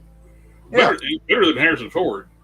And he's already got a history of playing the character. Well, and especially because of the fact that, like, technically, the way they did the 2 movies, it's the same. It's the same story. I mean, technically, The Incredible Hulk is part 2. Well, I know they made changes because of Abomination or whatever his dad was supposed to be in the first. Whatever. What was he supposed? Who was his dad supposed to be? David Banner. I know, but when he turned into the creature, it was a variation of the Absorbing Man. Yeah, it was some weird thing, but whatever. Like they intentionally started the second movie, Incredible Hulk, after that. So you can say you can still say that Ang Lee Hulk movie is the first Hulk movie, which means that Sam Elliott is still General Ross. Yeah.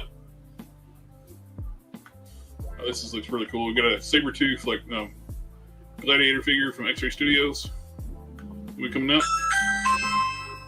What? Who goes there? Here, it's fun. But we got an unofficial Naruto figure. And we can go ahead and just call it and tempted to get this thing. This thing looks awesome. Demon Hunter. It's about a game thing. But other than that, I'd say we just wrap it up. And other than this is a 1/12 scale tumbler, official piece. It's a kit you put together. To me, this looks so much better. It's a kit you got to put together, but it looks so much better than McFarlane one. But all right, I gotta go. You got another show Matt's to gotta do. go too. JB's got Plastic Man to play with, so. Well, oh, there we go. See. Remember, don't fuck the Plastic Man. Yep, I know. Sid for life. All right. All right. Words to live by. Alrighty. We'll catch y'all next time. Later, guys. Later. Ninja vanish.